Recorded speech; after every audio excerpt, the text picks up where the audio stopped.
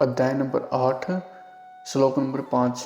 येन येनय वापि समरन्नव भावं त्यजयन्ते ययन्ते कलेवरं तमे तवेमवति कौन्तेय सदा तदा धावभावित। येन येन वापि समरन भावं सदा तदा भवभावित। भगवान ने इस नियम में दया से भरी हुई एक विलक्षण बात बताई है कि अंतिम चिंतन के अनुसार मनुष्य को उस योनि की प्राप्ति होती है। जब यह नियम है तो मेरी समृद्धि से मेरी प्राप्ति होगी ही। परम दयालु भगवान ने अपने लिए अलग कोई विशेष नियम नहीं बताया, प्रत्युत सामान्य नियम में ही अपने को शामिल कर दिया।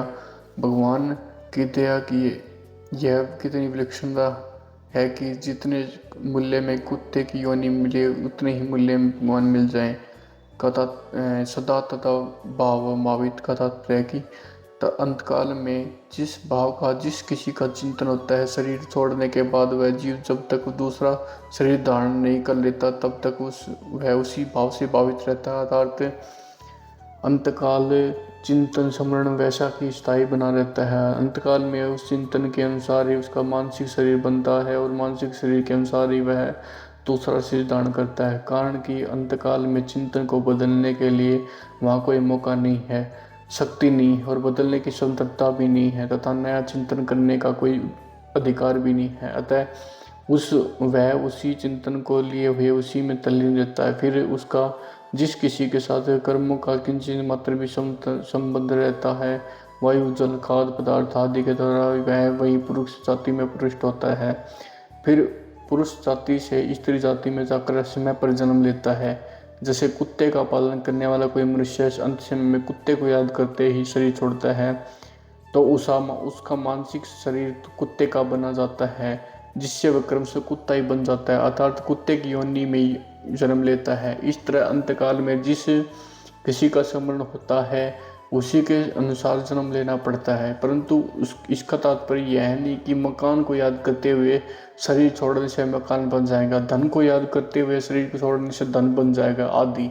परंतु मकान का चिंतन होने से वह उस मकान में चूहा छिपकली आदि बन जाएगा, धन का चिंतन होने से वह सांप बन जाएगा या आदि। तात्पर्य यह हुआ कि अंतकाल के चिंतन का नियम सजीव प्राणियों के लिए ही है, निर्जीव जड़ पदार्थों के लिए नहीं। अतः जड़ पदार्थ का चिंतन होने से वह उससे संबंधित कोई सजीव प्राणी बन जाएगा। मनुष्येतर पशु पक्षी आदि प्राणियों को अपने अपने कर्मों के अनुसार ही अंतकाल में स्मरण होता है और उसी के अनुसार उसका अगला जन्म होता है। इसी तरह अंतकाल के स्मरण का कानून सब जगह लागू पड़ता है, परंतु मनुष्य शरीर में यह विशेषता है कि उसका अंतकाल का स्मरण कर्मों के अधीन है, प्रत्युत पुरुषार्थ के अधीन है। पुरुषार्थ में मनुष्य सर्वथा स्वतंत्र है, तभी तो अन्य योनियों की अपेक्षा इसकी अधिक महिमा है। मनुष्य इस शरीर में स्वतंत्रता पूर्वक जिससे संबंध छोड़ देता है वह उस संबंध के अनुसार ही उसका अन्य योनि में जन्म हो सकता है। परंतु अंतकाल में अगर वह भगवान का स्मरण कर ले तो उसके सारे संबंध टूट जाते हैं, कारण कि वह सब संबंध वास्तविक नहीं है प्रत्युत वर्तमान के बनाए हुए कृत्रिम है, जबकि भगवान के साथ संबंध स्वतः सिद्ध है, बनाया हुआ नहीं है। अतः भगवान की याद आने से उसके सारे कृत्रिम संबंध टूट जाते हैं। इसमें श्री राम सुखदास जी ने साधक संजीवनी में विशेष बात भी लिखी है। दूसरे जन्म की प्राप्ति अपने को समझाने के लिए लिखी है कि साधक समझ सके। तो विशेष बात यह है कि दूसरे जन्म की प्राप्ति अंतकाल में हुए चिंतन के अनुसार होती है। जिसका जैसा स्वभाव होता है अंतकाल में उसे प्राय वैसा ही चिंतन होता है। जैसे जिसका कुत्ते पालने का स्वभाव होता है अंतकाल में उसे कुत्ते का चिंतन होता है। वह चिंतन आकाशवाणी केंद्र के द्वारा प्रसारित विशेष शक्ति युक्त ध्वनि की तरह सब जगह फैल जाता है। जैसे आकाशवाणी केंद्र के द्वारा प्रसारित ध्वनि रेडियो के द्वारा किसी विशेष नंबर पर पकड़ में आ जाती है, ऐसे ही अंतकालीन कुत्ते का चिंतन संबंधित कुत्ते के द्वारा जिसके साथ कोई ऋणानुबंध अथवा कर्मों का आदि का कोई न कोई संबंध है पकड़ में आ जाता है। फिर जीव सूक्ष्म और कारण शरीर को साथ लिए अन्न जल वायु श्वास आदि के द्वारा उस कुत्ते में प्रविष्ट हो जाता है। फिर कुतिया में प्रविष्ट होकर गर्भ बन जाता है और निश्चित समय पर कुत्ते के शरीर से जन्म लेता है। अंतकालीन चिंतन और उसके अनुसार कुत्ती को एक दृष्टांत के द्वारा समझा जा सकता है। एक आदमी फोटो खिंचवाने गया, जब वह फोटो खिंचवाने बैठा तब फोटोग्राफर ने उससे पूछा कि फोटो खींचते समय हिलना मत और मुस्कुराते रहना। जैसे ही फोटो खींचने का समय आया, उस आदमी की नाक पर एक मक्खी बैठ गई। हाथ से मक्खी को भगाना ठीक न समझकर कि कहीं फोटो में वैसा ना आ जाए, उसने अपनी नाक को सिकोड़ा।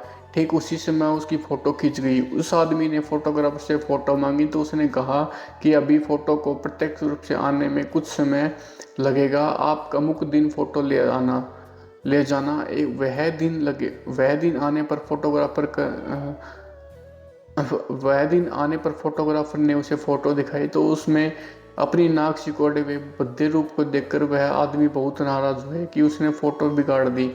फोटोग्राफर ने कहा कि उसमें मेरी क्या गलती है, फ़ोटो खींचते समय अपने जैसी प्रकृति बनाई थी वैसी ही फ़ोटो में आ गई, जब फ़ोटो में परिवर्तन नहीं हो सकता था। इसी तरह अंतकाल में मनुष्य का चिंतन होगा, वैसी योनि उसको प्राप्त होगी। फोटो खींचने का समय तो पहले से ही मालूम रहता है, परंतु मृत्यु कब आ जाए इसका उसमें कुछ पता नहीं रहता। इसलिए अपने स्वभाव चिंतन को निर्मल बनाए रखते हुए हर समय सावधान रहना चाहिए और भगवान का निरंतर स्मरण करते रहना चाहिए। गीता 8वें अध्याय का 5 और 7वां श्लोक।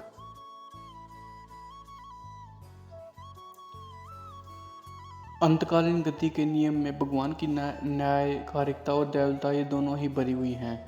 साधारण दृष्टि से न्याय और दया दोनों परस्पर विरुद्ध मालूम हो देते हैं। अगर न्याय करेंगे तो दया सिद्ध नहीं होगी और दया करेंगे तो न्याय सिद्ध नहीं होगा, कारण कि न्याय में ठीक ठीक निर्णय होता है, छूट नहीं होती, और दया में छूट होती है, परंतु वास्तव में यह विरोध सामान्य कुरूप पुरुष के बनाए हुए न्याय में ही आ सकते हैं, भगवान के बनाए हुए न्याय में नहीं, क्योंकि भगवान परम दयालु और प्राणी मात्र के सुहृदय हैं। सुहृदय सर्वभूतानाम है। भगवान के सभी न्याय कानून दया से परिपूर्ण होते हैं। मनुष्य अंतकाल में जैसा स्मरण करता है उसी के अनुसार उसकी गति होती है। अगर कोई कुत्ते का चिंतन करते हुए मरता है तो क्रम से कुत्ता ही बनता है। यह भगवान का मनुष्य मात्र के प्रति लागू होने वाला न्याय हुआ है, क्योंकि भगवान ने मनुष्य मात्र को एक स्वतंत्रता दी है कि वह चाहे मेरा भगवान का स्मरण करे चाहे अन्य का स्मरण करे। इसलिए वह भगवान का न्याय है। जितने मूल्य में कुत्ते की योनि मिले उतने ही मूल्य में भगवान मिल जाएं। यह मनुष्य मात्र के प्रति भगवान की दया है। अगर मनुष्य भगवान की इस न्यायकारिता और दयालुता की तरफ ख्याल रखे तो उसका भगवान में आकर्षण हो जाएगा। परिशिष्ट भाव 7वें अध्याय के 21वें श्लोक में भगवान ने यो याम तनुम भगतम पदों से उपासना के विषय में मनुष्य की स्वतंत्रता बताई थी। अब इस श्लोक में गति के विषय में मनुष्य की स्वतंत्रता बताई है। तात्पर्य है कि अपनी उपासना और गति के विषय में मनुष्य स्वतंत्र है और उसमें भगवान अपने दयालु स्वभाव के कारण बाधक नहीं बनते, प्रत्युत उसकी सहायता करते हैं। मनुष्य ही मिली हुई स्वतंत्रता का दुरुपयोग करके दुर्गति में चला जाता है। यह मनुष्य शरीर की महत्ता है कि वह जो चाहे वही पा सकता है। ऐसा कोई दुर्लभ पद नहीं है जो मनुष्य को न मिल सके, जिसमें लाभ सुख का तो कोई अंत न हो और दूसरे दुख का कोई लेस भी न हो। ऐसा पद मनुष्य प्राप्त कर सकता है। गीता 6 अध्याय का 22वां श्लोक। मृत्यु भोग और संग्रह में लगकर मनुष्य 84 लाख योनि में और नरकों में चला जाता है। इसलिए भगवान दुख के साथ कहते हैं, अप्राप्य मां में निर्वर्तन्ते मृत्यु संसार वर्तमनि मां प्राप्य कौन्तेय ततो यान्त्या धमाम गति में। मनुष्य अंतकाल में जैसा चिंतन करता है वैसा ही उसकी गति होती है। इस विषय में एक श्लोक आता है, वासना यस्य यत्र स्यात् स तमः स्वप्नेषु पश्यति स्वप्न मरणे ज्ञेमे वासना तु वपुर्नृणाम। जिस मनुष्य की जहाँ वासना होती है उसकी वासना के अनुरूप वह संपन्न देखता है। स्वप्न के समान ही मरण होता है, अर्थात वासना के अनुसार ही अंत समय में जितना चिंतन होता है और अंत चिंतन के अनुसार ही मनुष्य की गति होती है।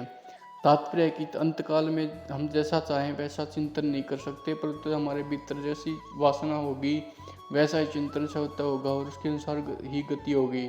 जिस मनुष्य को हम सत्ता और महत्ता देते हैं, उससे संबंध जोड़ते हैं, उससे सुख देते हैं, सुख लेते हैं, उसी की वासना बनती है। अगर संसार में सुख बुद्धि न हो तो संसार की वासना नहीं बनेगी। वासना न बनने पर मृत्यु काल में जो भी चिंतन होगा भगवान का ही चिंतन होगा, क्योंकि सिद्धांत से सब कुछ भगवान ही है।